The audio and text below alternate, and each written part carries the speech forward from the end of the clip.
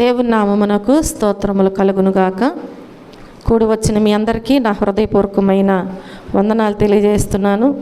అలాగే ఇక్కడ ఉన్నటువంటి సోదరీమణులందరికీ కూడా అంతర్జాతీయ మహిళా దినోత్సవ శుభాకాంక్షలు తెలియజేస్తున్నాను. హల్లెలూయా. చెప్పుకున్నారా? ఒకరికొకరు అందరూ చెప్పుకున్నారా? లేదండి. మహిళలు సాటి మహిళలను ప్రేమించుకుని ఒకరికొకరు చెప్పుకోవాలి కదా. హల్లెలూయా. సరే, దేవుని వాక్యములోనికి వెళదాం. ఈరోజు మనము ఈ 40 దినాలు కంటిన్యూ అయ్యేటువంటి క్రమాన్ని ఒక్కరోజు కాపి మనం ఎవరి గురించి మాట్లాడుకోవాలి? ప్రత్యేకమైనటువంటి రోజు కాబట్టి స్త్రీలు చేసినటువంటి పరిచర్యల గురించి మనం తెలుసుకుందాం. స్త్రీలు చేసినటువంటి పరిచర్యల గురించి ఈరోజు మనము జ్ఞాపకం చేసుకుందాం. పరిశుద్ధ గ్రంథములో పాత నిబంధన నుండి నేటి వరకు స్త్రీలు చేసినటువంటి పరిచర్యలు కూడా మరి ఎంతో ఉన్నతముగా ఉన్నవని పాత నిబంధన గ్రంథంలో మనకి తెలియజేయబడుచు ఉంటవి. వాటిని ఆహ్వానించి వారి సేవలను మనస్ఫూర్తిగా మనం ఈరోజు వారిని జ్ఞాపకం చేసుకుని కొనియాడదాం. హల్లెలూయా. ప్రభువు స్వరక్తమిచ్చి సంపాదించినదే సంఘమై ఉన్నది. మన ప్రభువు ఆయన స్వరక్తమునిచ్చి సంపాదించినటువంటి సంఘము అని మనం జ్ఞాపకం చేసుకోవాలి. చూడండి, స్త్రీ పురుష సమ్మేళనమే ఒక సమాజం. స్త్రీ పురుష సమ్మేళనమే ఒక సమాజము. సంఘములో జీవించేది పురుషులే కాదు, స్త్రీలు కూడా అని మనం జ్ఞాపకం చేసుకోవాలి. అవునా? సంఘములో జీవించేది పురుషులే కాదు, స్త్రీలు కూడా అని చెప్పి మనం ఈరోజు జ్ఞాపకం చేసుకోవాలి. ఫలించుటకు, అలాగే ప్రకటించుటకు, అలాగే పరిచర్య చేయుటకు మరి మన ప్రభు అయినటువంటి యేసుక్రీస్తు వారు తగు స్వేచ్ఛనిచ్చి ఉన్నాడు. అలాగే దానిని సద్వినియోగం చేసుకుని నానా విధములైనటువంటి పరిచర్యలు చేసినటువంటి జ్ఞానవంతురాండ్రను మనం జ్ఞాపకమునకు తెచ్చుకుందాం. వారు ఎలాంటి వారు? జ్ఞానవంతులు.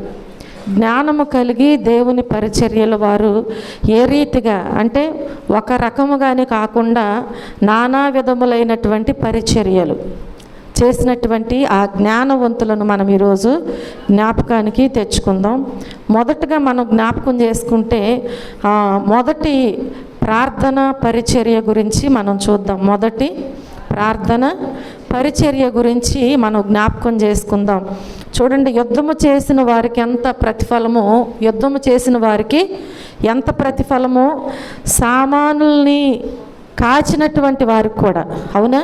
యుద్ధము చేసిన వారికి ఎంత ప్రతిఫలం ఉంటుందో అక్కడున్న సామానం ఉంటుంది కదా. అర్థమైంది మీకు? ఆయుధాలు, వాటిని కాచిన వారికి కూడా అంతే ఫలం ఉంటుందా? లేదండి, అంతే ఫలం అన్నాడు దేవుడు, దావీదు రాజు. ప్రియమైన దేవుని బిడ్డలారా, మనం జ్ఞాపకం చేసుకుంటే దేవుని వాక్యములో మనం చూస్తే అన్నా గురించి మనం జ్ఞాపకం చేసుకుంటే హన్నా వేరు అన్నా వేరు. చూడండి, అన్నా అనే ప్రవక్తి ఉంది. ఆమె 84 ఏండ్లు వృద్ధురాలయుండి, ఆమె 84 సంవత్సరములు వృద్ధురాలయుండి కూడా దివారాత్రులు కూడా దేవాలయములో ఉండేదంట. ఎలా ఉండేది?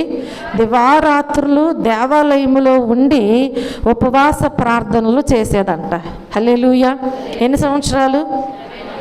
84 సంవత్సరముల ఏండ్లు కలిగినటువంటి ఆ ప్రవక్తి అయిన అన్న దేవాలయంలో ఉంటూ ఆమె ఏం చేసేదంటే ఉపవాస ప్రార్థనలు చేసేది. ఇది చాలా గొప్ప పరిచర్య. హల్లెలూయా. గొప్ప పరిచర్య కాదా? ఇది చాలా గొప్ప పరిచర్య. కాబట్టి ప్రియమైన దేవుని బిడ్డలారా, మనం జ్ఞాపకం చేసుకుంటే మార్కు తల్లి అయిన మరియాను మనం చూసినట్లయితే, మార్కు తల్లి అయిన మరియా ఇంటిలో జరిగినటువంటి ప్రార్థనలను బట్టి పేతురు చెరసాల నుండి విడిపించబడ్డాడు. అర్థమైంది మీకు? పేతురు చెరసాలలో వేయబడ్డాడు. చెరసాలలో వేయబడినప్పుడు ఇప్పుడు ఏం చేస్తుందంట, తన ఇంటిలో సహోదరులందరినీ పిలుచుకుని పేతురు విషయంలో అత్యాశక్తితో ప్రార్థన చేస్తుందంట. తన దైవజనుడి యొక్క విడుదల కోసం, తన దైవజనుని యొక్క విడుదల కోసము ఆమె ఏం చేస్తుంది, చెరసాలలో నుంచి విడిపించబడాలి అని ప్రార్థన చేస్తుందంట. దేవుడు ఆమె ప్రార్థన విని పేతురు చెరసాల నుండి విడిపించబడ్డాడు. ఆనాడు ప్రార్థించినటువంటి స్త్రీలను, ముఖ్యంగా పేతురు స్వరాన్నే గుర్తుపట్టగలిగినటువంటి హృదయను చిన్నదాన్ని కూడా మనం జ్ఞాపకం చేసుకోవాలి. ప్రియమైన దేవుని బిడ్డలారా, దేవుడు ఇచ్చినటువంటి ప్రతి పరిచర్యను మనం సద్వినియోగం చేసుకోవాలి. నేను ఇది చిన్నది చేయను, ఆ పెద్దది చేస్తాను, నేనేంటి, నా వయసు ఏంటి కదా, దేవుని సన్నిధిలో ఓడవటం ఏంటి, పరిచర్య ఇలాంటివి కాదు. వీరందరూ కూడా చేసినటువంటి పరిచర్యలు. అన్నాకి ఎన్ని సంవత్సరాలని చెప్పాను, 84 సంవత్సరములు ఆమె ఒక ప్రవక్తి అయి ఉండి, వృద్ధాప్యంలో ఉండి, ఆమె దేవాలయంలోనే ఉంటూ దేవాలయం యొక్క బాగోగులను చూసుకుంటూ ఎల్లప్పుడూ కూడా ఆమె ఉపవాస ప్రార్థనలు. దేనికోసమండి, సంఘము అభివృద్ధి చెందాలని. అర్థమైందా? సంఘము అభివృద్ధి చెందాలని. చూడండి, ఇక్కడ ఈ చిన్నది పేతురు స్వరాన్ని సహితము గుర్తుపట్టినట్లుగా మనం చూస్తున్నాం. హృదయ అనేటువంటి చిన్నదాన్ని మనం ఎలా మర్చిపోగలం? ఇలాంటి వాటిని మర్చిపోలేం కదా. కాబట్టి ఇది స్త్రీలతో చేయబడినటువంటి ప్రార్థన, పరిచర్య అని మనం జ్ఞాపకం చేసుకోవాలి. స్త్రీలతో చేయబడిన ప్రార్థన, పరిచర్య. ప్రార్థన శక్తి అనంతమైనది, అపారమైనదని మనం మర్చిపోకూడదు. ప్రార్థనా శక్తి అనంతమైనది, అపారమైనది.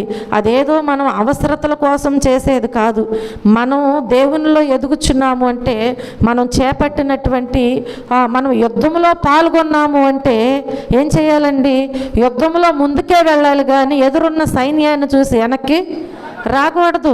మనం ప్రార్థన చేయటం ప్రారంభించాము అంటే మన జీవితం ప్రార్థనలో సాగిపోవాలి కానీ మనం మరలా వెనుక తట్టు చూడటానికి వీల్లేదు. ఈ లోకాన్ని చూడటానికి, లోకములో ఉన్న వాటి కోసం కొంతసేపు ఇటు ఉండటానికి వీల్లేదు. ఇక్కడున్న స్త్రీలలో దేవుణ్ణి హత్తుకుని ఆ పరిచర్యలో వారు పాల్గొన్నట్లుగా మనం దేవుని వాక్యాల్లో చూస్తూ ఉంటాం. హల్లెలూయా.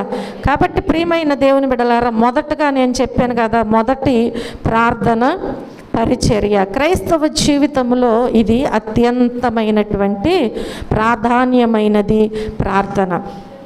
ప్రతి ఒక్క క్రైస్తవుని యొక్క జీవితంలో అత్యంతమైనది ఏమై ఉన్నది, ప్రార్థన అయి ఉన్నదని చెప్పి, ప్రాధాన్యమైనది ప్రార్థన అయి ఉన్నదని చెప్పి మనం మర్చిపోవటానికి వీల్లేదు. అత్యధికముగా నిర్లక్ష్యము చేయబడుచున్నది కూడా ప్రార్థనే. అత్యధికముగా నిర్లక్ష్యం చేయబడుచున్నది కూడా ప్రార్థనే. చాలామంది ప్రార్థనను నిర్లక్ష్యం చేస్తారు. మనకున్న పనుల్లో నిమగ్నమైపోయి ప్రార్థనను ఏం చేస్తారు, నిర్లక్ష్యం చేస్తారు. ఎప్పుడు ప్రార్థన వారికి జ్ఞాపకం వస్తుందంటే, ఎప్పుడన్నా ఇంట్లో సమస్య వచ్చినప్పుడు, బలహీనత వచ్చినప్పుడు జ్ఞాపకం వస్తుంది. దేవునితో ఏదన్నా పని పడినప్పుడు జ్ఞాపకం వస్తుంది ప్రార్థన కదా. నిర్లక్ష్యమా కాదా? నిర్లక్ష్యమే. రోజు నిన్ను కాపాడుచు పోషిస్తూ ఉన్న దేవునికి ప్రతిరోజు మనం ప్రార్థన చేయాలి కదా. ఈ లోకంలో మనం జ్ఞాపకం చేసుకుంటే అత్యధికముగా నిర్లక్ష్యం చేసేది దేనిని అంటే ప్రార్థనను మాత్రమే. ఇంకా మిగతా దేనిని కూడా నిర్లక్ష్యము రేపటి దానిని కూర్చి కూడా ఆలోచన చేసి దానిని సమకూర్చుకుంటారు కానీ ప్రార్థనను మాత్రము నిర్లక్ష్యము చేస్తూ ఉంటున్నారు. ప్రియమైన దేవుని బిడ్డలారా, ప్రార్థన చాలా విశాలమైనది. ప్రార్థన చాలా విశాలమైనది. ఆత్మీయ జీవితంలో అది చాలా గొప్పదై ఉన్నది ప్రార్థన. కాబట్టి ప్రార్థనను మనం ఎన్నడూ కూడా మర్చిపోవటానికి వీల్లేదు. ప్రార్థన వినీల ఆకాశాన్ని ఛేదించుకుని అది ఎక్కడికి వెళుతుంది అంటే, మనం చేసే ప్రార్థన పరలోకమందున్న ప్రభువు దగ్గరకు చేర్చబడుతుంది. ప్రార్థన ఎక్కడికి వెళ్తుంది? మనం చేసే ప్రార్థన పరలోకమందున్న దేవుని యొద్దకు చేర్చబడుతుంది. అక్కడ పరలోకమందున్న ప్రభువు దగ్గరకు చేరినంత తొందరగా, ప్రార్థన చేరినంత తొందరగా మరి ఏది చేరదు. ఈ లోకములో మరి ఏది చేర్చబడదు. ప్రియమైన దేవుని బిడ్డలారా, కాబట్టి క్రైస్తవులుగా దేవుని బిడ్డలుగా జీవిస్తున్నటువంటి మనము ప్రార్థనను నిర్లక్ష్యము చేయటానికి వీల్లేదు అని ప్రభుపేట నేను మీ అందరికీ మనవి చేస్తున్నాను. ప్రార్థన చుట్టి రాని ప్రదేశం అనేది లేనే లేదు. ప్రార్థన ఎంత దూరమైనా వెళ్ళిపోతుంది. అవునా? మన బిడ్డలు ఎక్కడెక్కడో ఉన్నారనుకో, మన ప్రార్థన ఇప్పుడు ఎక్కడికి వెళ్తుంది? అంత దూరం వెళ్తుంది. ఎక్కడో మన బంధువులు ఉన్నారు, మన తల్లిదండ్రులు ఒక చోట, మనం ఒక చోట ఉన్నాం. మన ప్రార్థన ఎక్కడికి వెళ్తుంది? ఎక్కడెక్కడికో వెళ్ళిపోతుంది. అంటే ప్రార్థన చుట్టి రానటువంటి ప్రదేశమే లేదు అని మనం జ్ఞాపకం చేసుకోవాలి ఈ రాత్రికాల సమయంలో. అలాగే చేయలేని కార్యము కూడా లేదు. ప్రార్థన చేయలేని కార్యము కూడా లేదు. అందుకే బైబిల్లో ప్రార్థన యొక్క ప్రాముఖ్యత చాలా గొప్పదని చెప్పి దేవుని వాక్యం మనకి బోధిస్తూ ఉంటుంది. విశ్వాసి ప్రార్థన జీవితము ఘనంగా మరియు బలంగా ఉండాలని కోరుకుంటున్నాడు దేవుడు. ఎవరైతే ఒక విశ్వాసగా జీవిస్తున్నారో వారి యొక్క ప్రార్థనా జీవితం ఎలా ఉండాలి? బలంగా ఉండాలి, అలాగే ఘనంగా కూడా ఉండాలి అని దేవుడు కోరుకుంటూ ఉంటున్నాడు. కనుక ప్రార్థన పఠించేది లేక పలికేది కాదు, దానిని వ్యక్తిగతంగా మనం ఏం చేయాలంటే అనుభవించాలి. ప్రార్థనను బట్టి పట్టడం కాదు. అర్థమైందా? ప్రార్థనను బట్టి పట్టడం కాదు, అది పఠించేది లేకపోతే పలికేది కానే కాదు. దానిని మనం ఎలా తీసుకోవాలంటే వ్యక్తిగతంగా అనుభవించాలి. దాన్ని ప్రార్థనను ఎలా అనుభవించాలి? వ్యక్తిగతముగా. అంటే నీ ప్రార్థన నీదే, నా ప్రార్థన అంటే నా సమస్యలు నీకుండవు, నీ సమస్యలు నాకు, నీ పాపము నాకుండదు, నా పాపము నీకు. కాబట్టి ప్రార్థన అనేది వ్యక్తిగతమైనది. కనుక ప్రియమైన దేవుని బిడ్డలారా, ప్రతి ఒక్కరూ కూడా ప్రార్థన లేని జీవితముగా ఉండకూడదు అని బైబిల్ మనకి బోధిస్తూ ఉంటుంది. ప్రార్థన అత్యంత శక్తివంతమైనటువంటి ఆయుధమని నేను మీకు తెలియచేస్తున్నాను. ఆ ప్రార్థన, ఆ శక్తి కలిగినటువంటి ప్రార్థన ఏం చేస్తుంది అంటే యేసుక్రీస్తు సన్నిధిని మన మధ్యకు తీసుకుని వస్తుంది. మనం చేసే ప్రార్థన ఏం చేస్తుంది? దేవుని సన్నిధిని మన మధ్యలోకి తీసుకుని వస్తుంది. అలాగే దేవునితో సంభాషణ చేయటం జరుగుతుంది. అలాగే దేవుడు మనతో మాట్లాడటం అనేది, వినటం వంటి సమయం అనేది మనకు కలుగుతూ ఉంటుంది. అలాగే దేవుని ఎదుట మన హృదయమును కుమ్మరించేటువంటి సమయము దేవుడు మనకు ఇస్తూ ఉంటారు. ఆ మార్గదర్శకము కొరకు, ప్రభువు వైపు చూసేటువంటి సమయము దేవుడు మనకు ఇస్తూ ఉంటాడు. అలాగే మన పాపములను క్షమించమని ఆ దేవుడిని అడిగేటువంటి సమయము ప్రార్థన అంటే ఇలాంటి సమయాలు అన్నమాట. కాబట్టి ప్రియమైన దేవుని బిడ్డలారా, ఇంకా చాలా మనం చెప్పుకోవచ్చు. చూడండి, దేవునికి నీ అవసరతలను చెప్పుకునే సమయమే కావచ్చు, దేవుని సహాయము కొరకు, ఆయన కటాక్షము కొరకు ఉండేటువంటి సమయమే కావచ్చు, అలాగే నీ జీవితంలో దేవుని చిత్తమును వెతికేటువంటి సమయమే కావచ్చు, నీ శక్తికి మూలమై ఉన్నదని చెప్పి కూడా మనం జ్ఞాపకం చేసుకోవచ్చు. అలాగే మనకు స్వస్థతలనిచ్చేటువంటి సమయము కూడా, మనం చేసే ప్రార్థన సమయము మన జీవితాలలో ఎన్నో కార్యాలు జరిగించే సమయం అని మనం మర్చిపోవటానికి వీల్లేదు. హల్లెలూయా. ప్రార్థన నిరీక్షణ లేనటువంటి సమయంలో కూడా నిరీక్షణ కలుగు చేస్తూ ఉంటుంది. నిరీక్షణ లేకుండానే నువ్వు ప్రార్థన చేయొచ్చు, కానీ నువ్వు చేసే ప్రార్థన నీకేం కలిగిస్తుంది? నిరీక్షణ అనేది కలిగిస్తుంది, విశ్వాసమును పెంపొందిస్తూ ఉంటుంది. అలాగే మన సొంత జ్ఞానంపై కాకుండా దేవునిపై ఆధారపడేటట్లుగా చేస్తుంది. ప్రార్థన విజయమును కలిగిస్తూ ఉంటుంది. ప్రార్థన ఎల్లప్పుడూ కూడా దేవునిని సంతోషపరుస్తూ ఉంటుంది. హల్లెలూయా. ప్రార్థన ఎల్లప్పుడూ కూడా ఏం చేస్తుంది? దేవుణ్ణి సంతోషపరుస్తూ ఉంటుంది. అందుకనే మొదటి దశలోనికలకు వ్రాసినటువంటి పత్రికలో 5వ అధ్యాయం 17వ వచనములో అక్కడ ఏమని వ్రాయబడద్దంటే, ఎడతెగక ప్రార్థన చేయుడి అని రాయబడింది. ఏమని ఉంది? ఎడతెగక మనం ఏం చేయాలి? ప్రార్థన చేయాలి. అంటే మీ ప్రార్థన జీవితాన్ని పెంచుకోవాలి. ప్రార్థనా జీవితాన్ని ఏం చేయాలి? పెంచుకోవాలి, పటిష్టం చేసుకోవాలి, ఫలింప చేయాలి. హల్లెలూయా, హల్లెలూయా. మొదటగా నేనేం చెప్పాను? ప్రార్థన ఇదంతా దేని గురించి చెప్పానండి? ప్రార్థన అరే రే రే రే రే ఇప్పుడేగా చెప్పాను. మన అంశం ఏంటి? మొదటగా చెప్పింది ప్రార్థన,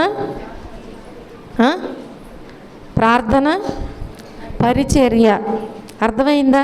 జ్ఞాపకం చేసుకోండి. ప్రార్థన పరిచర్య గురించి ఇవన్నీ చెప్పుకుంటూ వచ్చాను. చూడండి, అక్కడ చెప్పినటువంటి స్త్రీల గురించి కొంతమందిని చెప్పాను. ఎవరెవరి గురించి చెప్పాను? అన్నా గురించి, మార్కు తల్లి అయిన మరియ గురించి, రోదే అనేటువంటి చిన్నదాని గురించి చెప్పాను కదా. రెండవదిగా ప్రార్థనలో ఉండి పరిచర్య చేసేవారి గురించి మనం తెలుసుకున్నాం. రెండవదిగా మనం చూస్తే తలాంతుల పరిచర్య గురించి మనం జ్ఞాపకం చేసుకుందాం. స్త్రీలు అనేటువంటి వారు దేనిలో ఉండి ఎలా దేవుని యొక్క పరిచర్య చేశారు, తలాంతుల పరిచర్య గురించి మనం చూద్దాం. తనకున్నటువంటి టాలెంట్స్ 10 మందికి పంచినటువంటి స్త్రీ, ఒక స్త్రీ కనిపిస్తుంది. ఎవరు అంటే ఆమె దోర్కా. తెలుసా అందరికీ? దోర్కా తెలుసా? ఏ దోర్కానండి? బైబిల్లో దోర్కా. అర్థమైందా? మన సంఘంలో దోర్కా కాదు. బైబిల్లో ఉన్న దోర్కా గురించి అందరికి తెలుసా? చాలాసార్లు చెప్పాను. ప్రియమైన దేవుని బిడ్డలారా, తనకున్నటువంటి ఆ టాలెంట్స్ ఏం చేసిందంటే 10 మందికి పంచినటువంటి స్త్రీ దోర్కాగా మనకు కనిపిస్తూ ఉంటుంది. అలాగే ఈ పేరుకు అర్థము కూడా అక్కడే ఉంటుంది, లేడీ అని. ఈ పేరుకు అర్థం ఏంటి? లేడీ. స్త్రీలందరిలో ఈమె ఒక్కతే శిష్యురాలు అనబడింది. హల్లెలూయా. స్త్రీలందరిలో ఈమె ఒక్కతే ఏమని పిలువబడింది? శిష్యురాలు అని పిలువబడింది. అలాగే ఆమెకున్న వనరులు ఏంటి అంటే సూది, దారం. ఆమెకున్న వనరులు ఏంటంటే వస్తువులు.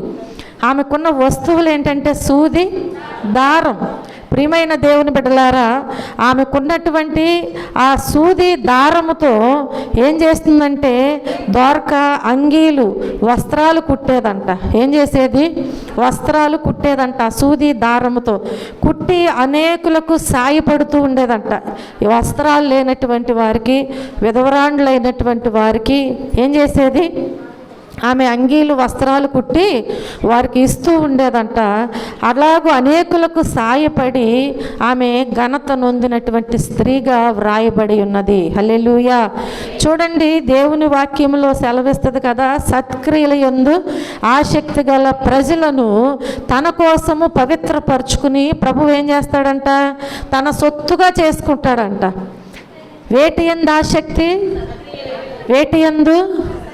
సత్క్రియలు అంటే అర్థమైందా? మంచి క్రియలు. ఏదో క్రియలు అనుకోబాకండి. ఏ క్రియలు అవి?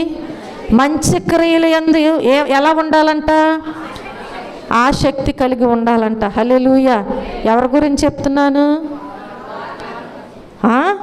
స్త్రీల గురించి అండి. దోర్కా గురించి అంత దోర్కా మీదకి నెట్టబాకండి. ఆమె అలా ఉంది కాబట్టే శిష్యురాలుగా పిలువబడుతుంది. ఆమె సత్క్రియలు యందు ఆసక్తి కలిగి ఉంది, మంచి పనులు చేస్తుంది. కానీ ఈరోజు మన గురించి చెప్తున్నాడు దేవుడు. స్త్రీలందరూ కూడా ఎలా ఉండాలంట? మంచి క్రియలు యందు ఆసక్తి కలిగి ఉండాలంట. హల్లెలూయా. మనం ఏ క్రియలు యందు ఆసక్తి కలిగి ఉంటాం చెప్పాలి. ఏ క్రియలు యందు ఆసక్తిగా ఉంటాం? బాగా ఆసక్తి చూపిస్తాం. ప్రక్కోళ్ళ గురించి ఇంకొకరు ఎవరైనా వచ్చి మనకు చెప్తుంటే ఎంత ఆసక్తిగా వింటామో. అవునా? అవునా కాదండి? ఈమెకి కూడా అలాంటి సమయం ఉండి ఉంటుంది. అందరికీ ఉన్నట్లు ఆమెకు కూడా ఉంటుంది కదా. సమయమును మంచి క్రియల కోసమే ఉపయోగించుకోవాలి, సత్క్రియల కోసమే నేను వినియోగించుకోవాలి అనుకుంది. కానీ ఈ లోకములో ఉన్న చెడ్డ వాటిని వినటానికి, చెడ్డ క్రియలు చేయటానికి ఆమె సమయాన్ని ఎక్కడ కూడా దుర్వినియోగం చేసుకోలేదు. ప్రియమైన దేవుని బిడ్డలారా, మనం జ్ఞాపకం చేసుకుంటే ప్రార్థన చేసుకోవటానికి దేవుడు సమయం ఇస్తాడు, కానీ దానిని మనం వినియోగించుకోము. ప్రక్కవారి గురించి మనకు చెప్తుంటే మనం ఏం చేస్తాం? వాటిని సమయాన్ని కేటాయించుకుని మరి వారి మాటలు వింటూ ఉంటాం. అంటే దాని మీద మనం ఏం చూపిస్తున్నాం? ఆసక్తి చూపిస్తున్నాం. హల్లెలూయా. చూడండి, ఈ ద్వారకా విషయంలో మనం చూస్తే ఎలా ఉంది? దేవుని వాక్యం ఏమంటుంది? ప్రతి ఒక్కరూ కూడా ఎలాంటి వారుగా ఉండాలంట? సత్క్రియల యందు ఆసక్తి కలిగి ఉండాలంట. అలా ఎవరైతే ఉంటారో ఆసక్తి కలిగినటువంటి ప్రజలనంట తన కోసము దేవుడు పవిత్రపరుచుకుంటాడంట. హల్లెలూయా. తన కోసం దేవుడు ఏం చేస్తాడంట? పవిత్రపరుచుకుని ప్రభువు తన సొత్తుగా వారిని చేసుకుంటాడు. హల్లెలూయా. నీవు ఈరోజు దేవుని సొత్తుగా పిలువబడాలి, దేవుని సొత్తుగా నేను ఏర్పరచబడాలి, దేవుని సొత్తుగా నేను జీవించాలి అని అనుకున్నట్లయితే ఈ లోకములో నువ్వు ఏ క్రియలు యందు ఆసక్తి కలిగి ఉండాలి? సీరియల్స్ మీద కదా, వీళ్ళ గురించి ఊసుల మీద, లేనిపోయిన గొడవల మీద మనము ఆసక్తి కలిగి ఉండాలి కదా. అలా ఉంటే దేవుడు ఏర్పాటు చేసుకుంటాడా? లేదు లేదు. మనం లేచిన దగ్గర నుంచి హడావుడిగా పని చేసేసుకోవటం అయిపోద్ది. ఆ తర్వాత ఈ లోకముల పని అంతా కూడా మనమే చేస్తూ ఉంటాం. దాని యందు ఆసక్తి చూపితే నీకు వచ్చేది ఏమీ లేదు. నీ కుటుంబం మీదకి అనేకమైన సమస్యలు తప్ప, అనేక మంది చేత నీవు తిట్టించుకోవటం తప్ప దాని వలన ప్రయోజనం ఏమీ లేదు. నిన్ను బట్టి దేవుని నామం దూషించబడటం, అవమానించబడటం తప్ప దాని వలన నీకు వచ్చేటువంటి ఉపయోగం ఏమీ లేదు. కాబట్టి ఈ లోకములో దేవుని బిడ్డగా నీవు పిలువబడాలి, అనిపించుకోవాలి అనుకుంటే, జీవించాలని నీవు కోరుకున్నట్లయితే నువ్వు దేని యందు ఆసక్తి చూపించాలి? సత్క్రియల యందు ఆసక్తి చూపించు. ద్వారకా అలాంటి సత్క్రియల యందు ఆసక్తి చూపించింది కదా. కాబట్టి ఇప్పుడు ఆమె ఏం చేస్తుంది? తనకున్నటువంటి ఒక సూది దారమే, దానికి ఏం పెద్ద ఆయుధాలు ఏమి లేవు ఆమెకి. ఆ రెండిటితోనంట అంగీలు కుట్టి, వస్త్రాలు కుట్టి, అక్కడ ఉన్నటువంటి విధవరాండ్రకు అనేకులకు ఆమె ఏం చేస్తుంది? వస్త్రాలను ఇస్తూ ఉంటుంది. సత్క్రియలు, మంచి క్రియలు ఆమె చేస్తుంది. దాని యందు ఆసక్తి కలిగి ఉంది కాబట్టి ఇప్పుడు ఆమె అనేకులకు సాయపడి అనేకుల దగ్గర ఘనత నొందింది. హల్లెలూయా. తన తలాంతులను దేన జనులకు పంచినటువంటి ద్వారకాను మనము ఎన్నడూ కూడా మర్చిపోవటానికి వీల్లేదు. చూడండి, కృపావరములు నానా విధములు వాక్యములో ఉంది కదా. కృపావరములు నానా విధములు అనమాట. ఒక విధం అనేది లేదు, నానా విధములని చెప్పి వాక్యము తెలియజేస్తుంది. అలాగే పరిచర్యలు కూడా నానా విధములని బైబిల్ సెలవిస్తూ ఉంటుంది. పరిచర్య కూడా నానా విధములే. నువ్వు ఏ విధముగా చేసినా దేవునికి ఇష్టమైనటువంటి పరిచర్య చేయి. మంచి క్రియలు యందు ఆసక్తి కలిగి ఉండు, మంచి క్రియలు జరిగించు. దేవుడిచ్చినటువంటి నానా విధములైన కృపావరాలలో ఏదైనా ఒక వరాన్ని నువ్వు ఎన్నుకున్నావు అంటే దానిని నీవేం చేయాలి? అనేకులు ఎదుట దోషణ పాలు చేయటానికి వీల్లేదు. హల్లెలూయా. కాబట్టి ప్రియమైన దేవుని బిడ్డలారా, వీటిని మనము పాతి పెట్టడానికి వీల్లేదు. ఈ నానా విధములైన కృపావరములను మనం ఏం చేయకూడదు? పాతి పెట్టక వినియోగిస్తూ ఉండాలి. మనం ఎల్లప్పుడూ కూడా ద్వారకా వినియోగించింది, మనం కూడా ఏం చేయాలండి? వినియోగించాలి. వివేచన అనే వరాన్ని వాడినట్లయితే మన స్వంత కుటుంబాన్నే కాకుండా, వివేచన అనేటువంటి వరాన్ని నీవు వాడుకున్నట్లయితే మన సొంత కుటుంబాన్నే కాకుండా సంఘాన్ని, సమాజాన్ని కూడా అభివృద్ధి పదములో నడిపించవచ్చు. సంఘాన్ని, సమాజమును కూడా నీకున్న వివేచనతో అభివృద్ధి పదములోకి నీవు నడిపించవచ్చు. తలాంతులను వాడినటువంటి ద్వారకా ఎంత ధన్యురాలు అనేది నీవు జ్ఞాపకం చేసుకో. హల్లెలూయా, హల్లెలూయా. మూడవదిగా మనం చూసినట్లయితే సువార్త పనిలో సహకరించినటువంటి స్త్రీల గురించి మనం చూద్దాం. రెండో వారు ఎవరై ఉన్నారు? ద్వారకా గురించి మనం చూసాం. మూడవదిగా మనం చూసినట్లయితే సువార్త పనిలో సహకరించినటువంటి స్త్రీల గురించి మనం జ్ఞాపకం చేసుకుందాం. సువార్త పనిని తమ స్వంత ఇండ్లలోనే ప్రారంభించారు. ఫీబే, అలాగే సేవకురాలుగా గుర్తింపు పొందినటువంటి ప్రిస్కిల్లా.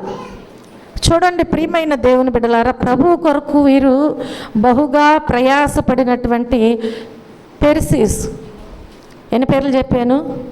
Phoebe, Priscilla, పెర్సిస్. వీళ్ళు మనం జ్ఞాపకం చేసుకుంటే తల్లితో సమానమైనటువంటి రూపు తల్లి, తల్లితో సమానమైన రూపు తల్లి. వీరందరికీ కూడా మనం చూస్తే వీరందరికీ రోమీలకు రాసిన పత్రికలో మీరు చదవద్దు, వినండి. 16వ అధ్యాయంలో పౌలు భక్తుడే వీరందరికీ కూడా ఇప్పుడు నేను చెప్పినటువంటి పేర్లు కలిగిన స్త్రీలందరికీ కూడా ఈ పౌలు భక్తుడు వందనాలు చెల్లిస్తున్నాడు. హల్లెలూయా. వీళ్ళందరికీ రాస్తున్న లేఖలో ఆయన ఏం చేస్తున్నాడు? వందనాలు చెల్లిస్తూ ఉంటున్నారు. చూడండి, మరి మనం ఏ పాటి వారము జ్ఞాపకం చేసుకోండి. ఈ రాత్రికాల సమయంలో మనం కూడా వారికి వందనాలు చెల్లించాలా లేదా? తప్పకుండా చెల్లించాలి. దేవుని యొక్క పరిచర్యలో వారు పాలిభాగస్తులుగా ఉంటూ పరిచర్యను పెంపొందిస్తూ ఆ సంఘము పరిచర్య బహుబలంగా ఉండాలి అని వారు కృషి చేస్తున్నారు. హల్లెలూయా. వారిని బట్టి పౌలు భక్తుడు వారికి ఏం తెలియజేస్తున్నాడు? వందనాలు తెలియచేస్తూ ఉంటున్నాడు. ఆదివారం మాత్రమే గుడి, మిగిలినటువంటి 6 రోజులు ఏం చేస్తారు? తన గృహాన్నే గుడిగా మార్చుకున్నటువంటి మార్కు తల్లి అయిన మరియ అన్నమాట. ఆదివారం గుడికి వెళ్ళి మిగిలిన రోజులన్నీ కూడా ఆమె తన ఇంట్లో అలాంటి ప్రార్థన చేస్తూ అనేకులకు పరిచర్యను అందిస్తూ ఉన్నది. ప్రియమైన దేవుని బిడ్డలారా, ఇంట్లోనికి వచ్చినటువంటి యేసయ్యను హృదయంలోనికి చేర్చుకున్నటువంటి బేతనీయ మరియను మనం జ్ఞాపకం చేసుకోవచ్చు. అర్థమైందా? బేతనీయ, మార్కు తల్లి అయిన మరియ, అలాగే బేతనీయ మరియ. బయట ఉన్న యేసయ్యని ఇప్పుడు ఏం చేసింది? లోకాసు వార్తలో 10వ అధ్యాయంలో మనకి ఇదంతా కనిపిస్తూ ఉంటుంది. 38వ వచనంలో. ప్రియమైన దేవుని బిడ్డలారా, ఈ బేతనీయ మరియ బయట ఉన్న యేసయ్యను ఇంటిలోనికి తెచ్చుకున్నట్లుగా మనం చూస్తున్నాం. బేతనీయ మరియ, మార్త మరియ, ఇవన్నీ కూడా అక్కడ వ్రాయబడి ఉంటుంది. యేసయ్యను వారు ఎక్కడికి చేర్చుకున్నారు? ఇంటిలోనికి చేర్చుకున్నారు. స్త్రీలు అంతటి ఆధిక్యత కలిగినటువంటి వారుగా, అంతటి వివేచన కలిగినటువంటి వారుగా కనిపిస్తూ ఉంటున్నారు. కాబట్టి దేవుడిచ్చినటువంటి వివేచన జ్ఞానమును మనం ఎప్పుడైతే బైబిల్ యొక్క జ్ఞానమును సంపాదించుకుంటామో దేవుణ్ణి హృదయం బయట, ఇంటి బయట మనము ఉంచము. అసలు మన హృదయంలోకి, మన ఇంటిలోనికి దేవుణ్ణి చేర్చుకుంటాం. అక్కడ ఉన్నటువంటి ఆ స్త్రీలు అలాగే చేసి ఉన్నారు. ఆతిథ్యం పొందినటువంటి బేతనీయ గృహాన్ని ప్రభువు ప్రేమిస్తున్నాడు. హల్లెలూయా. ఇప్పుడు వారు ఏం చేశారు? యేసయ్యని ఇంటిలోనికి చేర్చుకుని ఆతిథ్యం ఇస్తున్నారు దేవునికి. కాబట్టి ఇప్పుడు ఆతిథ్యం తీసుకున్నటువంటి ఈ బేతనీయ గృహాన్ని దేవుడు ప్రేమిస్తూ ఉంటున్నారు. హల్లెలూయా. ప్రేమించినటువంటి ప్రభువు బేతనీయ వరకు వచ్చి ఆరోహణం అయ్యేటప్పుడు బేతనీయ వరకు వచ్చి అక్కడ గమనించగలుగుతున్నటువంటి విషయం ఏంటంటే అక్కడికి వచ్చి ఆరోహణం అవటం మనం చూస్తూ ఉంటాం. హల్లెలూయా. కాబట్టి ప్రియమైన దేవుని బిడ్డలారా, ఇంకా మనం జ్ఞాపకం చేసుకుంటే ప్రిస్కా అంటే ప్రిస్కిల్లా. అర్థమైందా? ప్రిస్కా అంటే ప్రిస్కిల్లా. తోడ్పాటు లేకుంటే రోమా పత్రిక ఉండేది కాదేమో అసలు. ప్రిస్కిల్లా యొక్క తోడ్పాటు రోమా పత్రికకు అంత బలమైనదిగా ఉన్నది. రోమా పత్రికకు ఒక స్త్రీ ప్రిస్కిల్లా యొక్క తోడ్పాటు చాలా బలమైనదిగా ఉన్నది. హల్లెలూయా. ఒకవేళ ఆమె తోడ్పాటు లేకపోతే ఆ పత్రిక ఉండేది కాదేమో. జ్ఞాపకం చేసుకోండి. అలాంటి పరిచర్యలు చేసినటువంటి వారుగా మనం చూస్తున్నాం. అలాగే మరొకరి పేరు ఏం చెప్పాను? ఫీబే కదా. మరొకరి పేరు ఏం చెప్పాను? ఫీబే. చూడండి, రోమా పత్రికలోనే 16:1 ఉంటుంది. ఫీబే కేంక్రేయ సంఘములో పరిచారకురాలుగా ఉండేదంటే ఈమె. ఏ సంఘములో? కేంక్రేయ సంఘములో పరిచారకురాలుగా ఉండేది. ఈమె ఒక విధవరాలు. ఈమె ఎవరై ఉన్నారు? ఒక విధవరాలు. చూడండి, దేవుడు పౌలుకు వాక్య దర్శనమిచ్చారు. పౌలు మాటలు పలికారు. తెర్తీ కూడా ఆ మాటలను వ్రాసారు. దేవుడు ఏం చేశాడు? పౌలుకి వాక్య దర్శనం ఇచ్చారు. పౌలు మాటలు పలికారు. తెర్తీయు ఆ మాటలను ఏం చేశాడు? వ్రాసాడనమాట. హల్లెలూయా. అంత బాగానే ఉంది. మరి ఈ పత్రికను రోమాలో ఉన్న సంఘానికి చేర్చాల్సి వచ్చింది. వారిద్దరు తోడ్పాటుతో దేవుడిచ్చిన మాటలను బట్టి చక్కగా వ్రాసారు, అంత బాగానే ఉంది. కానీ ఇప్పుడు ఈ పత్రికను ఎక్కడికి చేర్చాలి? రోమాలో ఉన్నటువంటి సంఘానికి చేర్చాలి కదా. కాబట్టి ఇప్పుడు మనం జ్ఞాపకం చేసుకుంటే ఈ ఫీబే ఈ పత్రికను రోమాలో ఉన్న సంఘానికి చేర్చినట్లుగా మనం చూస్తున్నాం. హల్లెలూయా. ఈ ఫీబే ఏం చేసింది? ఈమె ఎవరని చెప్పాను? ఒక విధవరాలు, దేవుని యొక్క పరిచర్యలో పాలు పంపులు పొందుతున్నటువంటి స్త్రీల గురించి నేను మీకు తెలియచేస్తున్నాను.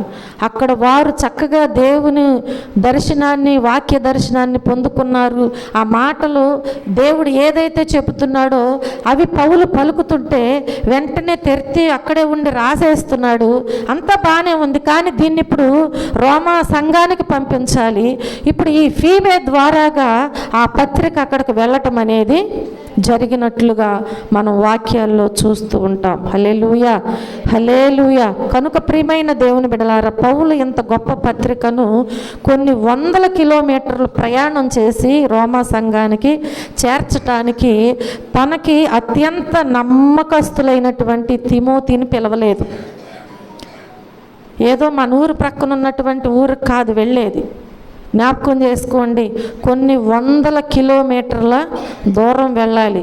మనకులాగా బైకులో, కారులో, సైకిల్లో వేసుకుని కాదు. జ్ఞాపకం చేసుకోండి ప్రియమైన దేవుని బిడ్డలారా, దీనిని అప్పగించటానికి, పంపించటానికి ఎంతో ప్రేమించినటువంటి తిమోతిని కూడా పిలవలేదు.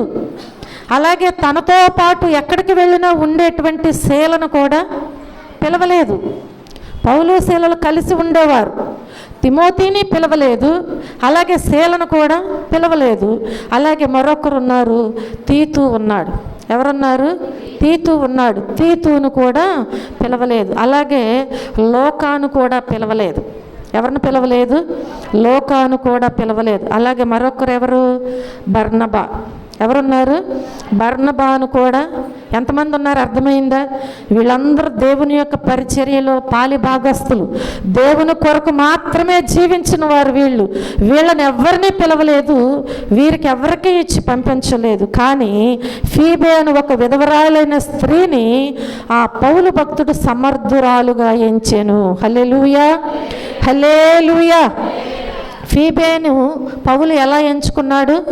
ఈమె ఒక సమర్థురాలు అని చెప్పి ఎంచినట్లుగా మనం చూస్తూ ఉంటున్నాం. సంఘములో స్త్రీ పాత్రను నిర్లక్ష్యం చేస్తూ మెడలు ఊపుతూ వ్యర్థ ప్రసంగాలు చేసే అనేక మంది ఏం చేస్తూ ఉంటారంటే, తోటి సహోదరునిగా ఏమాత్రము కూడా నేను చెప్పేది ఒకటే.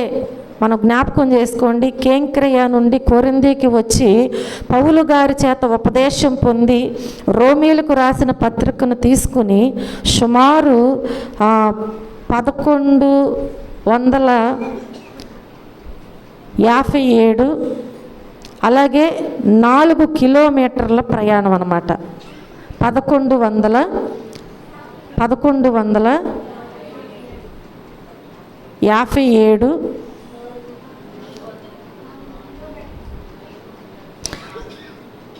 1174 ఇది సంఖ్య. అర్థమైందా? అన్ని కిలోమీటర్లు ప్రయాణం చేసి ఈ ఫీబే రోమా పత్రికను రోమా సంఘానికి చేర్చింది. హల్లెలూయా. ఈమెం చేసిందనమాట? ఆ పత్రికను రోమా సంఘానికి చేర్చింది. ఇంకా ఎవరో కాదు, ఒక స్త్రీ అని మనం జ్ఞాపకం చేసుకోవాలి. ఈ రాత్రి మంచి ఉపదేశ క్రమము కలిగినటువంటి స్త్రీని సంఘం మధ్య పని చేయకుండా అడ్డుపడు వారు దేవుని తిన్నని మార్గమును చెరుపు వానితో సమానము. అర్థమైంది మీకు? ఎవరైతే మంచి ఉపదేశ క్రమము కలిగి ఉంటారో ఆ మంచి ఉపదేశ క్రమము కలిగినటువంటి స్త్రీని సంఘం మధ్య పని చేయకుండా అడ్డుపడు వాడు దేవుని యొక్క తిన్నని మార్గమును చెరుపు వానితో సమానము అని నేను మీకు తెలియచేస్తున్నాను. అలాగే ఉపదేశ క్రమము లేకుంటే స్త్రీ అనే కాదు, పురుషుని కూడా సంఘం ముందు నిలువబెట్టకూడదు. కాబట్టి ప్రియమైన దేవుని బిడ్డలారా, ఉపదేశ క్రమము ఉంటే దేవునికి స్త్రీ పురుషులు అనే భేదం అనేది లేదు. దేవునికి స్త్రీ పురుషులు దేనిలో? ఉపదేశ క్రమములో. కాబట్టి మనం జ్ఞాపకం చేసుకుంటే స్త్రీకి కుటుంబం మీద కానీ ఇంకొక విషయాన్ని మనం చూసినట్లయితే ఇక్కడ ఒక మాట నేను తప్పకుండా మీకు చెప్పాలి. ఉపదేశ క్రమములో నేను చెప్పేది ఏంటంటే దేవుని యొక్క పరిచర్యలో దేవుని పని చేసేటప్పుడు దేవుడిచ్చినటువంటి నానా విధములైనటువంటి తలాంతులలో ఏ తలాంతుతోనైనా నీవు దేవుని పనులు వాడబడేటప్పుడు నీవు వాడబడు. కానీ నేను చెప్పేది ఏంటంటే ఒకసారి మనం జ్ఞాపకం చేసుకుంటే ఇక్కడ ఒక మాట తప్పకుండా వినాలన్నమాట, చెప్పాలి. అదేంటంటే స్త్రీకి కుటుంబం మీద కానీ సంఘం మీద కానీ పూర్తి అధికారం ఎన్నటికీ ఇవ్వకూడదు. అర్థమైందా? ఒక స్త్రీకి కుటుంబం మీద కానీ సంఘం మీద కానీ పూర్తి అధికారం అనేది అన్నిటికీ కూడా ఇవ్వకూడదు. జ్ఞాపకం చేసుకోండి, పురుషునితో స్త్రీ ఆ అధికారాన్ని పంచుకోవాలంతే. అంటే సహకారిగా ఉండాలి. అర్థమైంది మీకు? ఏం చేయాలి? పురుషునితో స్త్రీ ఏం చేయాలి? పంచుకొని ఒక సహకారిగా ఉండి సంఘానికి సహాయపడాలి, కానీ అధికారిగా ఉండటానికి వీల్లేదు అని ప్రభువు పేట నేను మీ అందరికీ మనవి చేస్తున్నాను. ఎందుకంటే స్త్రీకి పురుషుడు, అలాగే పురుషునికి క్రీస్తు శిరస్సు అయి ఉన్నారని మనందరికీ కూడా తెలుసు కదా. పెళ్లి చేసేటప్పుడు ప్రాముఖ్యంగా చెప్పే వాక్యాలు అవే. కాబట్టి ఇప్పుడు మనం జ్ఞాపకం చేసుకుంటే స్త్రీ కొరకు మనం చూస్తే స్త్రీకి పురుషుడుగా శిరస్సుగా ఉన్నాడు. పురుషుడు స్త్రీకి ఎలా ఉన్నాడు? శిరస్సుగా ఉన్నాడు. అలాగే మనం చూస్తే పురుషునికి క్రీస్తు శిరస్సు అయి ఉన్నారు. ఇదంతా మనందరికీ తెలిసిందే. కనుక కుటుంబంలో అయినా సంఘములో అయినా పురుషుని మర్చిపోయి ఆలోచన జరిగించు స్త్రీలు, క్రీస్తుని మరిచి ఆలోచన జరిగించు పురుషులు ఎలాంటి వారు అంటే బుద్ధిహీనులే. నీ కుటుంబంలో ఏదైనా ఒక పని చేసేటప్పుడు నువ్వు నీ భర్తతో పంచుకోకుండా నీ స్వంత నిర్ణయం తీసుకుంటే ఎలాంటి వారం అవుతున్నాము? బుద్ధిహీనులం అవుతున్నాము. ఎందుకని అంటే దేవుడు నీ భర్తలో నుంచి నిన్ను చేసి ఉన్నాడు. హల్లెలూయా. భర్త కొరకు భార్య చేయబడి ఉన్నది. కాబట్టి ఒక నిర్ణయం ఎలా ఉండాలంటే భర్త నుంచి భార్యకు రావాలి, ఇద్దరూ కలిసి దానిని ఏకీభవించాలి. అలాగే మనం చూస్తే దేవుని వాక్యాన్ని మనం జ్ఞాపకం చేసుకుంటే పురుషులు కూడా ఏం చేయాలి? పురుషులు కూడా ఏం చేయాలండి? వారి ఆలోచన మరిచిపోయి దేవుని దగ్గర ఆలోచించకుండా, దేవుని మాట తీసుకోకుండా స్వంత నిర్ణయాలు, క్రీస్తుని మర్చిపోయి ఆలోచన ఒకవేళ సొంతంగా జరిగిస్తూ ఉంటే వారు కూడా బుద్ధిహీనులే. ఎందుకంటే వారికి శిరస్సు క్రీస్తు అయి ఉన్నాడు కాబట్టి దేవుని నుంచి వారు ఆలోచన చేయాలి. స్త్రీకి పురుషుడు శిరస్సు అయి ఉన్నాడు కాబట్టి, భర్త శిరస్సు అయి ఉన్నాడు కాబట్టి భర్త నుంచి వారు ఆలోచన చేస్తే ఇద్దరు కలిసి ఏకీభవించి ఎప్పుడైతే ఆలోచన చేసి ముందుకు సాగుతారో ఆ కాపురమైన ఆ సంఘమైన ఎలా ఉంటుంది? ఆశీర్వాదకరముగా ఉంటుంది. హల్లెలూయా, హల్లెలూయా. కనుక ప్రియమైన దేవుని బిడ్డలారా, ఇక్కడ నేను తెలియజేసినటువంటి స్త్రీలందరూ కూడా దేవుని పరిచర్యలో ఎంతగానో వారు ప్రయాసపడి ఉన్నారు. దేవుని పత్రికలను సహితము తీసుకెళ్ళినటువంటి స్త్రీలుగా నిలబడి ఉన్నారు అని ప్రభు పేట నేను మీకు మనవి చేస్తున్నాను. హల్లెలూయా, హల్లెలూయా. మూడవదిగా ఏం చెప్పాను? సువార్త పనిలో సహకరించినటువంటి స్త్రీల గురించి చెప్పాను. వీళ్ళు దేనిలో సహకరించారు? సువార్త పనిలో వీరు సహకరించారు. అలాగే నాలుగవదిగా మనం చూస్తే ప్రభు సేవకై ఇచ్చేవారుగా ఉన్నారు. ఎలా ఉన్నారు వీళ్ళు? ప్రభు సేవకై ఇచ్చేవారుగా, ఇచ్చుటలోనున్న ఆశీర్వాదాలను గ్రహిస్తే ఇవ్వకుండా ఎవ్వరు కూడా ఉండలేరు. జ్ఞాపకం చేసుకోండి, ఇచ్చే విషయంలో ఆశీర్వాదాలను నీవు గ్రహించినట్లయితే ఎన్నడూ కూడా నీవు దేవునికి ఇవ్వకుండా ఉండలేవు. వెదజల్లి, దేవుని వాక్యం ఏమనుంది? వెదజల్లి అభివృద్ధి చెందిన వారు కలరు. అలాగే యేసయ్య అంగీలో డబ్బులున్నట్లు ఎవరు చెప్పలేదు. కానీ మనం చూస్తే ప్రజలే అన్నీ సమకూర్చున్నట్లుగా మార్కు సువార్త 8వ అధ్యాయంలో వ్రాయబడి ఉన్నది. హల్లెలూయా. ప్రజలు ఏం చేస్తున్నారు? అన్నీ సమకూరుస్తూ ఉన్నారు. అంటే ఏం చేయాలి? ఇప్పుడు ఏం చేయాలండి? నీవు అభివృద్ధి చెందాలంటే వెదజల్లాలి, దేవునికి ఇవ్వాలి. దేవునికి ఇవ్వకుండా నీవు అభివృద్ధి చెందటం అనేది జరగదు. ఇచ్చేటప్పుడు మన చెయ్యి పైకి లేస్తూ ఉంటుంది, అవునా? తీసుకునేవారిది కింద ఉంటుంది, ఇచ్చేవారిది పైన ఉంటుంది. అంటే ఇచ్చేటప్పుడు మన చెయ్యి ఎలా ఉంటుంది? పైకి లేస్తుంది. మిగతా సమయం అంతా చెప్పాలి. మిగతా సమయం అంతా నువ్వు ఇచ్చేది ఎప్పుడండి? ఎవరు చెప్పరు కదా, ఎవరు చెప్పరు. ఆదివారమే కదా. అప్పుడు ఒక్కరోజు నీ చెయ్యి ఏమవుతుంది? ఎలా ఉంటుంది? కానీ మిగతా సమయం అంతా జ్ఞాపకం చేసుకోండి ప్రియమైన దేవుని బిడ్డలారా. ప్రభువు చెయ్యి మన తలపైనే ఉంటుందని మర్చిపోవద్దు. ప్రభువు చెయ్యి ఎలా ఉంటుంది? ఎల్లప్పుడూ కూడా మన తలపైనే ఉంటుందనే సత్యాన్ని గ్రహించినటువంటి వారు ఎవ్వరు కూడా ఇవ్వకుండా ఉండలేరు. ఆయన సేవకై తమ ధనాన్ని, స్థలాన్ని, సమయాన్ని హెచ్చించినటువంటి మహిళలు ధన్యులని నేను మీకు తెలియజేస్తున్నాను. ఎవరైతే దేవుని యొక్క సేవకై వారి ధనాన్ని, వారి స్థలాన్ని, వారి సమయాన్ని హెచ్చిస్తూ ఉంటారో వారు తప్పకుండా ధన్యులు. చేతులతోనే కాదు, హృదయములో కూడా ఇస్తే తప్పకుండా దేవుని ద్వారా వారు దీవెనలు పొందుకుంటారు అని ప్రభు పేట మీకు మనవి చేస్తున్నాను. అతడు ఎడారిలో దారి తప్పిపోయాడు. ఒక విషయాన్ని నేను మీకు తెలియచేయాలనుకుంటున్నాను. ఒక వ్యక్తి ప్రయాణం చేస్తూ ఉన్నాడు. ఎడారిలో ప్రయాణం చేస్తూ ఏమైపోయాడు అంటే దారి తప్పిపోయాడు. ఎడారి ప్రదేశం కదా, దారి తప్పాడు. అయితే తనతో పాటు తెచ్చుకున్నటువంటి వాటర్ బాటిల్స్ ఉన్నాయి. తనతో పాటు 2 వాటర్ బాటిల్స్ తెచ్చుకున్నాడు. చూడండి, వాటర్ బాటిల్ ఎడారిలో ఎంతసేపు వస్తాయి? చూడండి ప్రియమైన దేవుని బిడ్డలారా, 2 రోజుల పాటు ఆ వాటర్ ఆయన్ని కాపాడుతూ వచ్చాయంట. ఆ వాటర్ తాగి 2 రోజుల పాటు నడుస్తూ ఉన్నాడంట ఎడారిలో. మర్చిపోవద్దు, ఎక్కడ? ఎడారిలో తను తెచ్చుకున్నటువంటి వాటర్తో 2 రోజులు ప్రయాణం చేశాడు, అవి త్రాగుతూ. చూడండి ప్రియమైన దేవుని బిడ్డలారా, ఆ నీళ్ళు అయిపోయినాయి. ఇప్పుడు ఆయనకు దాహం వేస్తుంది.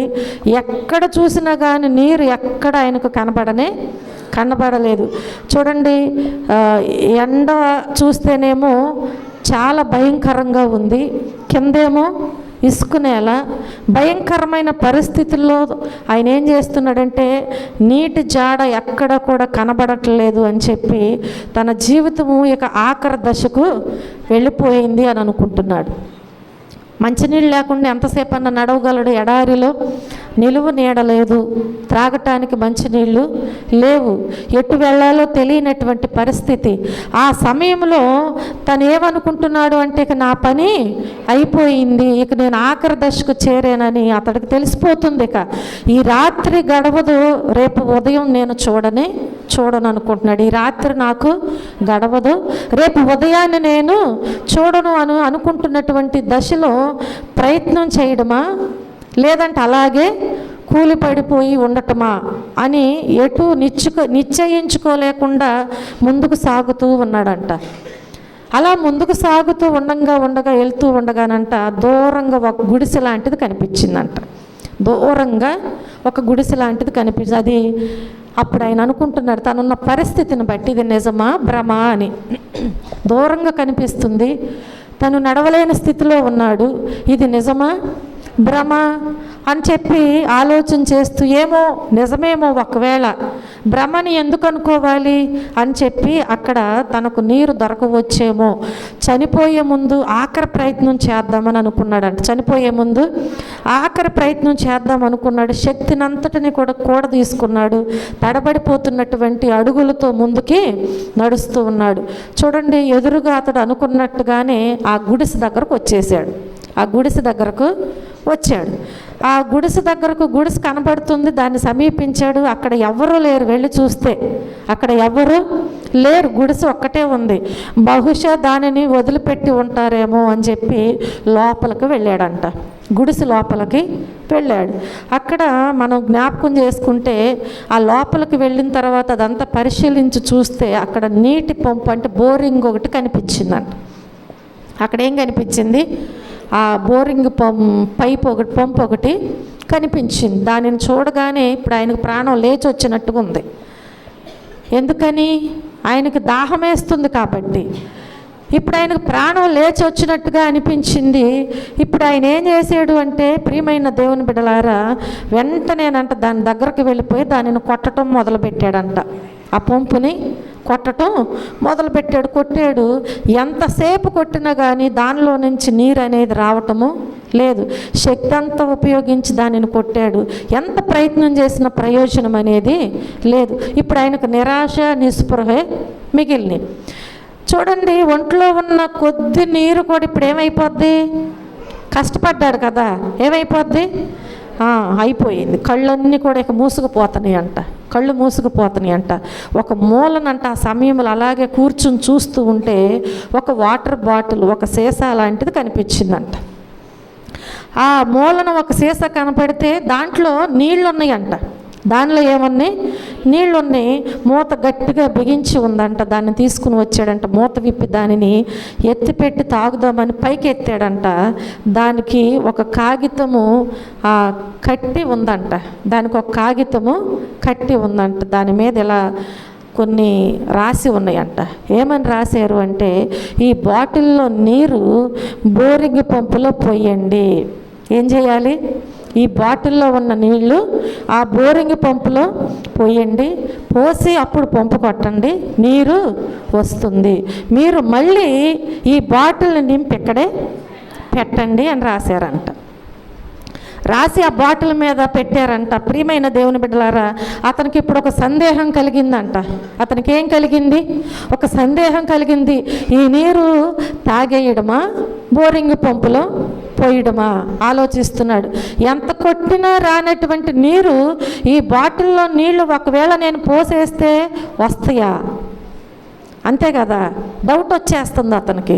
డౌట్ వస్తూ ఏం చేస్తున్నాడంటే, ఈ నీరు కాస్త నేను పోసేస్తే తర్వాత రాకపోతే అసలు నా గతి ఏం కాను ఆలోచిస్తున్నాడు. చేతిలో ఉన్న నీరు తాగితే కనీసం ఇంకో 2 రోజులైనా బ్రతకొచ్చు కదా. ఈ బాటిల్లో నీళ్లు త్రాగితే కనీసం ఇంకా 2 రోజులైనా బ్రతకొచ్చు కదా. అందులో పోసేస్తే తన మరణం ఖాయం. ఏం చేయాలి ఆలోచిస్తూ ఎంతసేపు ఆలోచించినా తనకు ఆలోచనలు ఏమాత్రం తెగడం అనేది లేదు. చూడండి, ఇక ఆలోచించి ఆయన ఒక నిశ్చయానికి వచ్చేసాడు. ఏంటి అంటే, నీళ్లను పంపులో పోసేసాడంట. ఏం చేశాడు? ఆ నీళ్లు తీసుకెళ్ళి పంపులో పోసాడంట.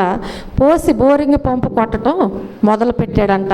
ఆశ్చర్యం ఏంటంటే, నీరంట ఉబికి పైకి తన్నుకుంటూ వచ్చేస్తున్నాయి అంట. హల్లెలూయా, హల్లెలూయా. చూడండి, ఇప్పుడు అందులో ఎన్ని నీళ్ళు పోసాడు? ఒక్క వాటర్ బాటిల్ నీళ్లు దానిలో పోసాడు. తన పరిస్థితి ఎలా ఉంది? చావు బతుకుల మధ్య ఉన్నాడు. అలాంటి స్థితిలో ఉండి కూడా వాటర్ త్రాగకుండా దానిలో ఒక్క బాటిల్ పోస్తే నాకు వాటర్ వస్తాయి కదా అని ఆలోచన చేసి తెగించి పోసాడు. పొయ్యాలన్న మనసు లేదు, కానీ తెగించి పోసి చూశాడు. ఆ ఒక్క వాటర్ బాటిల్ పోసినందుకు ఇప్పుడు అది పైకి నీరు ఉబికి పైకి పొర్లి పారిపోతూ ఉంటుంది అంట. హల్లెలూయా. దేవునికి కృతజ్ఞతలు చెప్పకుండా ఉంటామా? చెప్పరేంటండి? హల్లెలూయా, హల్లెలూయా. ప్రియమైన దేవుని బిడ్డలారా, నీళ్లు త్రాగాడు. చక్కటి నీళ్ళు వస్తున్నాయి కదా, కడుపు నిండా నీళ్లు త్రాగాడు. మళ్ళీ అక్కడ బాటిల్ నింపి పెట్టాడు మూలన. తను తెచ్చుకున్నటువంటి చెప్పాలి వాటర్ బాటిల్స్ ఉన్నాయి కదా, వాటిని కూడా నింపుకుని చక్కగా ఆయన వెళ్ళాడు. ఆ గుడిసెలో ఎడారి మ్యాప్ కనబడిందంట. మరలా వాటర్ దొరకటమే కాదు, ఇప్పుడు తన ప్రయాణం గలిబిలిగా ఉంది, ఎటెల్లాలో తెలియక తప్పిపోయాడు కదా. ఇప్పుడు ఆ గుడిసెలో తను ప్రయాణం చేయటానికి ఎడారిలో వెళ్ళి చిక్కుకున్న వారికి ఒక మ్యాప్ ఏర్పాటు చేసి అక్కడ పెట్టారంట. హల్లెలూయా. ఎంత ఆశ్చర్యం అండి. ప్రియమైన దేవుని బిడ్డలారా, ఆ మ్యాప్ కనబడింది. అప్పుడు ఆ మ్యాప్ చూశాడు, తను ఎటు వెళ్ళాలో చూసుకున్నాడు, బయలుదేరాడు. హల్లెలూయా. తన గమ్యస్థానానికి ఇప్పుడు అది చేర్చినట్లుగా మనం చూస్తున్నాం. మరి ఈ విషయాన్ని మన జీవితాలను ప్రతిబింబిస్తుంది అని నేను అనుకుంటున్నాను. విన్నటువంటి మాటలు మన జీవితాలను ప్రతిబింబిస్తుందని చెప్పి నేను అనుకుంటున్నాను. మీరు అనుకుంటున్నారు లేదా? చెప్పాలి. దేని గురించి చెప్పాను ఇదంతా? ఏదైనా పొందాలి అంటే ఇవ్వడం నేర్చుకోవాలి. దేని గురించి చెప్పాను? స్త్రీలు ఏం చేశారండి? ఇవ్వటం నేర్చుకున్నారు వారు. కాబట్టి ఏదైనా నీవు పొందుకోవాలి అంటే ఏం చేయాలి? ఇవ్వడం నేర్చుకోవాలి. ఇవ్వడం వలన మనం పొందగలమనే నమ్మకాన్ని నీవు కలిగి ఉండాలి. ఆ వ్యక్తి కలిగి ఉన్నాడు కాబట్టి తిరిగి సమృద్ధి అయినటువంటి స్థితిని తను పొందుకున్నాడు, పోయేటువంటి ప్రాణాన్ని కాపాడుకున్నాడు. అలాగే గమ్యము లేనటువంటి స్థితిలో ఉన్న తను గమ్యానికి చేర్చబడి ఉన్నాడు. నీవు ఇవ్వకుండా దేనిని పొందలేవు. ఎప్పుడు కూడా ఇవ్వకుండా నీవు దేనిని పొందలేవు. దేవుని భాగము దేవునికి ఇవ్వడం వలన మనం పొందగలం అనే నమ్మకాన్ని కలిగి ఉండాలి. నువ్వు ఇవ్వకుండా దేనిని పొందలేవనే విషయాన్ని కూడా నువ్వు తెలుసుకోవాలి. ప్రియమైన దేవుని బిడ్డలారా, నువ్వు ఇవ్వకుండా దేవుని దగ్గరకు వచ్చి నాకు అయ్యి లేవు, నాకు ఈ లేవు అని నువ్వు ప్రార్థన చేస్తే దాని వలన ప్రయోజనము లేదు. దేవుడు నువ్వు ఒక్కసారి ఎలా ఇస్తుంటే నీ జీవితం అంతా దేవుడు నీకు ఇస్తున్నాడు కదా, దానిని ఎలా మర్చిపోతావు నువ్వు? కాబట్టి నీవు మొదట ఇవ్వటం నేర్చుకో. తిరిగి దేవుడిచ్చే అత్యధికమైన ఆశీర్వాదాలు నీవు పొందుకు. అవి ఎలా ఉంటాయి అంటే సమృద్ధిగా ఉంటాయి. ఎలా ఉంటాయి? అవి సమృద్ధిగా ఉంటాయి. కనుక ప్రియమైన దేవుని బిడ్డలారా, రక్షణ అనే జీవజలాన్ని పొందిన మనము అదే రక్షణను అందరూ పొందేలా ఆత్మల పట్ల భారము కలిగి కూడా ఉండాలి. ఆత్మల పట్ల ఎలాగ ఉండాలి? మనము భారము కలిగి ఉండాలి. ఆనాటి మహిళలు దేవుని యొక్క సేవలో అంతగా పాల్గొన్నప్పుడు ఈనాడు అనేక మంది మహిళలైనటువంటి మనము దేవుని పరిచర్య చేయడానికి వెనకాడవద్దు. నీ వంతులో నీవు దేవుని కొరకు కృషి చేయి, ప్రయాసపడు. ప్రభువునందు పడు ప్రయాస ఎన్నడూ కూడా వ్యర్థము కాదని నీవు నమ్మి ప్రయాసపడు, నమ్మి దేవునికి ఇవ్వు, తిరిగి రెట్టింపు ఆశీర్వాదాలు పొందుకుంటావు అని నేను ప్రభు పేట మీకు తెలియచేస్తూ ఉంటున్నాను. హల్లెలూయా. పెండ్లికి ఎదిగినటువంటి మనం జ్ఞాపకం చేసుకుంటే ఆకుల్లో ఒక పిందలాగా ఒదిగి ఉండాలి. అర్థమవుతుందా? ఆకుల్లో ఒక పిందలాగా ఎదిగి ఉండాలి. కానీ మగరాయుడులాగా మైకు ముందు నిలబడి హల్లెలూయా అంటూ పాట పాడతావెందుకు అని లాగేవారు కూడా చాలామంది ఉంటారు. ఈ లోకములో అనేకమైన వాటిలో విచ్చలవిడిగా తిరుగుతున్నప్పుడు అనేక రకాలుగా తల్లిదండ్రులను ఎదిరించి తల్లిదండ్రుల భయం లేకుండా దేవుని భయం లేకుండా తిరుగుతున్నప్పుడు గద్దించరు. దేవుని సన్నిధిలో ఏదైనా పరిచర్య చేస్తున్నా, దేవుని సన్నిధిలో ఎదుగుచున్నా వారిని ప్రోత్సాహపరచరు. కానీ ఏం చేస్తారు? వెనక్కి లాగటము చేస్తూ ఉంటారు. ఎవరంటే తల్లిదండ్రులే. నేను కొంతమంది విషయాల్లో కూడా చూశాను. తల్లిదండ్రులు ప్రోత్సాహపరచట్లేదు. వారి పిల్లల్ని ఏం చేస్తున్నారు అంటే దేవుని పని చేయకుండా పిల్లలు చెప్పిన మాటను బట్టి నువ్వు చేయబాక ఇంకా అని చెప్పి వెనక్కి లాగుతూ ఉంటున్నారు. ప్రియమైన దేవుని బిడ్డలారా, జ్ఞాపకం చేసుకోండి. వెనక్కి లాగేది, జాగ్రత్తలు చెప్పేవి దేవుని సన్నిధిలో కాదు, దేవుని పని విషయంలో లాగటం కాదు. లోకములో ఎలాంటి స్థితిలో ఉంటున్నారో గుర్తించి వారిని చెడిపోకుండా పడిపోకుండా కదా, వారి జీవితాన్ని నాశనము చేసుకోకుండా అక్కడి నుంచి మనం కాపాడే వారముగా ఉండాలి తల్లిదండ్రులైన మనము. అంతేకాని దేవుని పనిలో సాగేవారిని ప్రోత్సహించాలి కానీ వారిని వెనక్కి లాగేవారుగా ఉండటానికి వీల్లేదు, వారిని విమర్శించేవారుగా కూడా ఉండటానికి వీల్లేదని నేను ప్రభు పేట మీకు తెలియజేస్తున్నాను. నోరు నొక్కుని ఉండకుండా ఏం చేయాలి? చక్కగా పాడి దేవుని నామాన్ని స్తుతించేవారుగా ఉండాలి. పెళ్ళైనటువంటి ఇల్లాలివి కదా, స్త్రీల కూడుకంటూ ఇంటింటికి తిరుగుతావెందుకు? ఇంకేమంటారు? ఇల్లు పిల్లలను చూసుకో, అంతేగాని అలా ఉండటానికి వీల్లేదు, ఇలా ఉండటానికి వీల్లేదని అనకూడదు. దేవుని పనిలో ముందుకు సాగాలనుకున్నప్పుడు మనం ప్రోత్సహించాలి. భర్త అయినా భార్య అయినా ఏం చేయాలి? ప్రోత్సహించాలి. వారికి అవసరమైతే మనం తోడుగా ఉండాలి కానీ వారిని వెనక్కి లాగే వారముగా ఉండకూడదు. హల్లెలూయా. వృద్ధ మహిళవు కదా, నీవు పెట్టింది తిని ఒక మూల కూర్చోకోకుండా నీ కొడుకు బెదిరిస్తే ఇది కరెక్టే కదా అని చెప్పి ముసలిదాన్ని నువ్వు నిరాశ చెందొద్దు. బైబిల్లో ఉన్న స్త్రీల గురించి మనం చెప్పుకున్నాం కదా. ఎన్ని సంవత్సరాలు?